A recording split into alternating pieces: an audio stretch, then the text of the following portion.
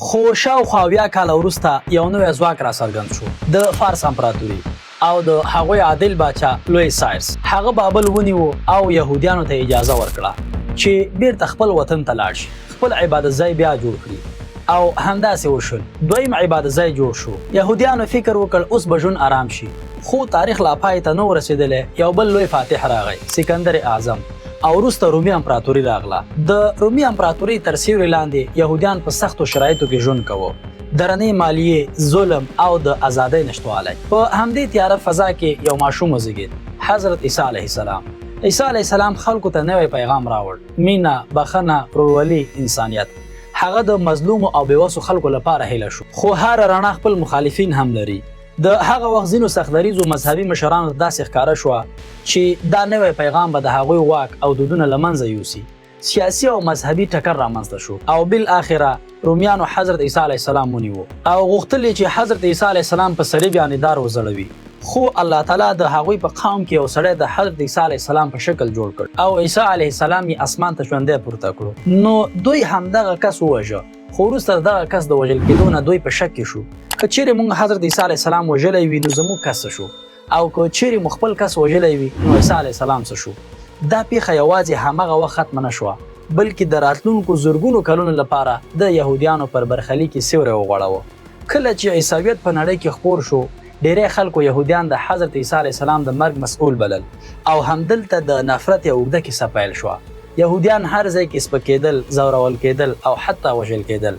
کله چې یهودیانو د رومي ظلم پر وړاندې بغاوت وکړ، رومیانو داسې انتقام واخیست چې تاریخ لا هم یادوي. رومي جنرال ټایټس بیت المقدس ته اور واچوه، ښار وسوځېد، دویم عبادت ځای هم وران شو، زرګونه خلک هم ووژل شول، حتی خلک په سړکونو کې پر دار ځړول کېدل. او تر ټولو لوی بدلون دا و د سیمې نوم بدل شو له یهودیه څخه سوریه فلسطینیه ته، تر څو د یهودیانو اړیکه له خپلې خاورې پرې شي. له همدې ځایه یهودیان مجبوره شول نړۍ ته خپاره شي، روسیه، پولنډ، جرمني او نورو هیوادونو ته. دوی هر ځای پردي وو، خو یوه خبره یې هیڅکله هیره نه کړه، راتلونکی کال به موږ په بیت المقدس کې یو. دا جمله د هغوی د امید نښه شوه چې 2000 کاله ژوندی پاتې شوه. بالاخره په 638 میلادي کال کې تاریخ بیا بدل شو. حضرت عمر بن خطاب او اسلامي لښکر بیت المقدس فتح کړ. د یهودیانو لپاره دا یو لوی بدلون و. په اسلام کې یهودیان اهل کتاب ګڼل کېدل او هغوی ته اجازه ورکړل شوه بیرته په بیت المقدس کې ژوند وکړي، تجارت وکړي، خپل دین عملي کړي. په دې دور کې یهودیان بیا پوهان شول، ډاکټران شول، تاجران شول او د سولې او پړاو پیل شو. خو د آرامۍ هم دوام ونه کړ. په 1999 میلادي کال کې اروپایي عیسوي پوځونه راغلل او کله چې هغوی بیت المقدس ته داخل شول نو داسې وحشت یې وکړ چې تاریخ یې د یادولو نه هم ویریږي. مسلمانان ووژل شل، یهودیان ژوندي وسوځول شول، ښار په وینو رنګ شو. خو د دې څخه وروسته بیا د عثماني امپراتوري راغله او یو څه ثبات یې راوست. معبد، مسجد او کلیسا ټولو ته جلا قوانین وټاکل شول تر څو جګړې کمې شي. خو په اروپا کې بل طوفان راپورته شو، د یهودیانو پر ضد منظم نفرت. یهودیان مجبور شول ځانګړي نښې استعمال کړي، سپک شول، له هیوادونو وشړل شول. له دې ظلمونو ستړي زرګونه یهودیان امریکا ته کډه شول تر څو لږ تر لږه ژوندي پاتې شي. خو یو حقیقت روښانه شو، تر هغه چې خپله خاوره ونه لرو موږ به هیڅکله خوندي نه یو. همدې درد، همدې تندې یو لوی بدلون راوست، د خپل هیواد غوښتنه. یهودیانو نور نه غوښتل چې کډوال پاتې شي، بلکې غوښتل یې خپل هیواد، خپله خاوره، خپل هویت ولري. نو د زرګونو کلونو جلاوطنۍ، سپکاوي او وینې وروسته یهودیان یوې پایلې ته ورسېدل. تر څو چې خپل هیواد ونه لرو، نه به عزت ولرو، نه به امنیت. همدې فکر یو ستر غورځنګ وزېږوه، زایونیزم. د دې غورځنګ تر شا یو مهم شخصیت ولاړ و، تیودور هرزل، یو ژورنالیست چې د اروپا په کوڅو کې د یهودیانو پر ضد ظلمونه، استعماري سیاست، سیاسي نظریات او ملت پالنه په خپلو سترګو لیدلي وو. هغه پوه شو دا ستونزه یوازې د مذهب نه ده، دا د هویت جګړه ده. نو هغه خپل مشهور کتاب ولیکه د جیوی سټیټ په نوم او پکې وویل یهودیان باید بیرته خپلې خاورې ته لاړ شي او خپل مستقل هیواد جوړ کړي. هرزل یوازې خبرې ونه کړې، هغه عمل پیل کړ. له یهودیانو یې پیسې راټولې کړې او فلسطین کې د ځمکو اخیستل پیل کړل. په پیل کې دا کار ناممکن ښکاره کېده، خو د امید یو مشعل بل شو چې هیڅکله مړ نه شو. یهودیانو د نړۍ له ګوټ ګوټ څخه خپلې خاورې ته راستنېدل پیل کړل. دوی خپل کاروبارونه پرېښودل، خپل کورونه یې پرېښودل او بیرته فلسطین ته راغلل. خو کومو ځایونو ته چې یهودیان راغلل داسې ویل کیږي چې هلته نه ښارونه وو نه اسانتیاوې، یوازې ریګستان، ډنډونه او ناروغۍ. خو یهودیان تسلیم نشول. هغوی یو ځانګړی ټولنیز سیستم جوړ کړ چیرې چې ټول خلک یو ځای کار کوي او عاید په مساوي ډول ویشل کیږي. هغوی دښته زرغونه کړه، ډنډونه یې وچ کړل او کرنه یې پیل کړه. هغوی نړۍ ته وښودله موږ یوازې سوداګر نه یو، موږ جوړونکي هم یو. خو کله چې په 1914 میلادي کال کې لومړۍ نړیواله جګړه پیل شوه، برتانوي امپراتورۍ هڅه کوله چې په منځني ختیځ کې خپل نفوذ زیات کړي. په همدې وخت کې د یهودیانو د خپل هیواد غوښتنه هم ورځ تر بلې پیاوړې کېدله. بالاخره په 1919 میلادي کال کې یو مهم اعلان وشو، بالفور ډیکلیریشن. په دې اعلان کې برتانیا وویل چې په فلسطین کې به د یهودیانو لپاره د ملي کور جوړېدو ملاتړ کوي. خو دا پریکړه یوازې د احساساتو له مخې نه وه، بلکې تر شا یې مهم سیاسي او ستراتیژیک هدفونه وو، لکه د جګړې پر مهال نړیوال ملاتړ ترلاسه کول، په منځني ختیځ کې خپل نفوذ ساتل، د عثماني امپراتورۍ له کمزورۍ ګټه اخیستل. همدارنګه ځینې شتمنو او اغېزمنو یهودیانو هم د دې هدف ملاتړ کوو. خو همدلته فلسطین د برتانیا تر واک لاندې راغی. یهودیانو فرصت وموند چې خپل ښارونه جوړ کړي، لکه تل ابیب، خپله ژبه یعنې عربي بیرته ژوندی کړه، خپل هویت یې بیا جوړ کړ. نو د اسرائیلو خوب اوس حقیقت ته نږدې شوی و. خو بیا راغی تر ټولو خطرناک باب، اډولف هټلر او د هغه نازي پوځ. د هټلر نازي پوځ د غازو په خوندو کې 6 میلیونه یهودیان ووژل. دا پیښه د هولوکاست په نوم هم یادېږي. له دې فاجعې وروسته یهودیانو یو تصمیم ونیو، نور به نه تښتو، موږ به خپل هیواد جوړو. هغوی خپل پوځ جوړ کړ، هاګانا، او د خپل وطن لپاره تیار شول. مسأله د نړۍ تر ټولو لوی سازمان ته ولاړه، ملګري ملتونه، او پریکړه وشوه فلسطین باید وویشل شي، یوه برخه یهودیانو ته او بله برخه عربو ته. نو په 1948 کال 14 د می یهودیانو اعلان وکړ موږ خپل هیواد لرو، اسرائیل. خو دا ازادي اسانه نه وه.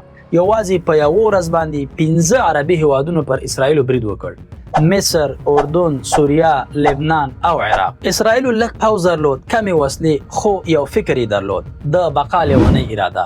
اسرائیلو جګړه وکړه، ځان یې وساته او حتی زیاته ځمکه یې ونیوله.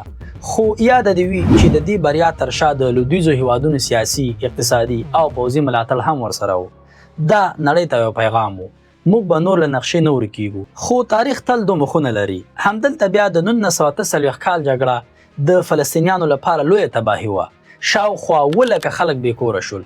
ځینې وایي د جګړې له امله وتښتېدل، ځینې تاریخ پوهان وایي په زوره وویستل شول. خو دا چې په 1948 کال کې اسرائیل جوړ شو، دا یوازې پیل و. اصلي کیسه اوس شروع کیږي. د 1918 کال د جون په میاشت کې اسرائیلو د خطر احساس وکړ. شاوخوا عربي هیوادونه پوځونه راټولوي، خو اسرائیلو انتظار ونه کړ. مخکې له مخکې برید وکړ. په 5 د جون اسرائیلي الوتکو الوتنه وکړه او یوازې په 100 ساعتونو کې د مصر، سوریې او اردن هوایي ځواکونو سره کلک مخالفت وکړ. یوازې په 6 ورځو کې اسرائیلو جګړه وګټله او پراخه سیمې یې ونیولې، لکه سینا له مصر، جولان هایټس له سوریې، ویست بانک او ختیځ بیت المقدس له اردن. تر 2000 کلونو وروسته بیت المقدس بیرته د یهودیانو لاس ته ولوېد. دا جګړه یو واضح پیغام و، د اسرائیلو سره جګړه کول مساوي کېږي ځان ته خطر جوړول. اسرائیل اوس یوازې یو عادي هیواد نه و، یو پوځي ځواک ګرځېدلی و. خو غرور تل قیمت لري. په 1983 کال کې د یهودیانو تر ټولو مقدسه ورځ وه، یوم کیپور. اسرائیلیان په عبادت کې بوخ او ناڅاپه مصر او سوریې برید وکړ. په یوم کیپور جګړه کې په لومړۍ ساعتونو کې اسرائیلو سخت زیان ولید. پوځ یې حیران شو، داسې ښکاره کېده کیدای شي اسرائیل ختم شي. خو اسرائیل بیرته راپاڅېد. پوځ بیا منظم شو، جګړه یې واړوله او بیا یې برلاسي ترلاسه کړه. له دې جګړې وروسته اسرائیلو او مصر د سولې تړون وکړ او دا د منځني ختیځ په تاریخ کې یو لوی بدلون و. همداراز که اوس راشو د اسرائیلو نظامي برخې ته، نو موساد هغه سیوری چې هر ځای رسیږي. د اسرائیلو اصلي قوت یوازې پوځ نه دی، بلکې موساد. دا د نړۍ له تر ټولو خطرناکو استخباراتي ادارو څخه ده. لکه یو ښه مثال یې د 1972 کال د مونیخ اولمپیک لوبو کې د 11 اسرائیلي لوبغاړو د وژل کېدو بدله اخیستل دي. اسرائیلو څه وکړل؟ اپریشن راث اف ګاډ، یعنی د خدای د قهر په نوم عملیات ترسره کړل. 20 کاله هر مجرم تعقیب کړ او یو له منځه یوړ. نو موساد پرمختللې ټکنالوژي کاروي. همدا وجه ده چې اسرائیل ډېر خوندي دي. همداراز نن د اسرائیلو تر ټولو مشهوره دفاعي سیستم آیرن ډروم دی. کله چې راکټونه راشي، دا سیستم یې په هوا کې له منځه وړي. په 100 ثانیو کې غبرګون ښایي. نړۍ ته یو ښه مثال ښایي ټکنالوژي مساوي کېږي ځواک سره. د دې ترڅنګ اسرائیل یوازې جګړه نه کوي بلکې کرنه یې پرمختللې ده، ټکنالوژي یې پرمختللې ده او اقتصاد یې هم قوي دی. هغه ځمکه چې یو وخت دښته وه نن زرغونه او پرمختللې ده. همداراز د اسرائیلو هر ځوان او ښځینه پوځ ته ځي. هر څوک تیار دی چې هیواد وساتي، خو بیا هم دا کیسه یوازې یو خوا نه لري. فلسطینیان تر نن ورځې اشغال، جګړې او بېکوري تجربه کوي. غزه او ویست بانک لا هم د شخړې مرکزونه دي. نن نړۍ کې اسرائیل یو قوي، پرمختللی، خوندي او د مسلمانانو لپاره تر ټولو یو ظالم هیواد دی. خو شخړه لا هم پای ته نه ده رسېدلې. دا کیسه موږ ته څه راښایي؟ که اراده قوي وي، که هدف واضح وي، نو یو قوم کولی شي له خاورې پورته شي او نړۍ حیرانه کړي.